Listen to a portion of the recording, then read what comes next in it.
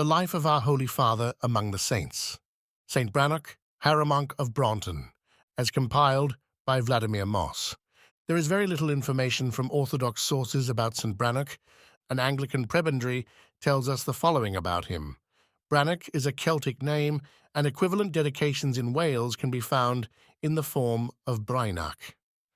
It takes us back to the very early days of Christianity in these islands. The wide, navigable estuaries of our English rivers have often been high roads for invaders, but they were also, and certainly in the West Country, the means by which the first missionaries of the Christian faith entered our land.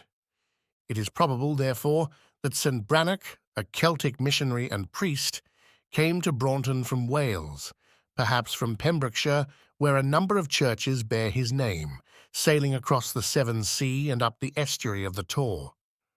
Where he settled, he may have established the not uncommon feature of a Coenobitic community to forward the process of Christianization. It is said that he was the confessor and chaplain to Brychan, the conqueror of the land we now call Brecknock, whose daughter he married, and by whom he had a son, Berwin, and 3 daughters, Mwynham, Gwenan, and Gwenlliw. Leaving Wales after some years with King Brychan, he went on a pilgrimage to the tombs of the apostles, returning through Brittany, where he founded many churches during a long sojourn. Though today, those churches bear the dedication of St. Berno, Abbot Cluny, with whom St. Brannoc became confused. He left Brittany for Wales, floating over the sea on a stone coffin, the method by which he's supposed to have come to North Devon. This remarkable piece of navigation is not perhaps so absurd as it sounds, since it may have some reference to the custom the Celtic saints followed of carrying with them their lech, or tombstone.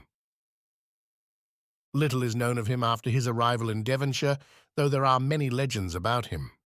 One of these concerns his cow, which being chopped in pieces and boiling in the kettle, came out whole and sound at his call, Westcote.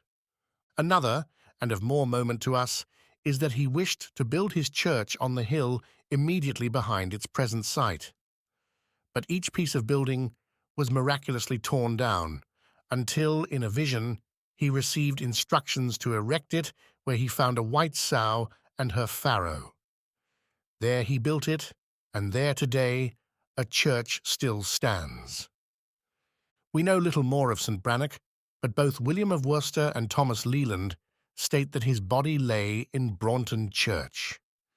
It is possible that between the establishment of his church in Braunton and his death, he wandered about Devon and Cornwall on evangelizing missions. There is, however, no evidence for this, and it is, perhaps, more accurate to think that he settled permanently in the village growing about his church, teaching his people the twin virtues of holiness and husbandry, and acquiring to himself an increasing reputation for sanctity. That he did this latter seems beyond doubt. A great many Celtic dedications are to be found among the churches of Devon and Cornwall, but only 6 of them were admitted into the calendar of the medieval Diocese of Exeter for general observance. Of these, St. Brannoc was one.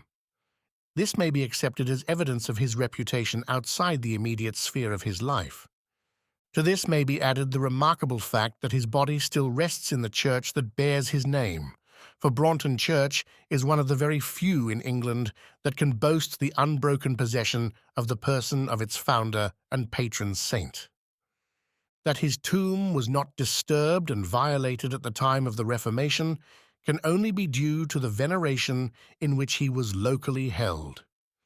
Indeed, in Braunton at least the old customs died hard, and his day, June 26th, was observed certainly to the middle of Queen Elizabeth I's reign, as was the Sunday within its octave. This, up to the time of the Great Rebellion, was known as At Relique Sunday. The Orthodox Church celebrates the memory of St. Brannoc of Braunton on January 7th. Holy Hieromonk Brannoc, pray to God for us.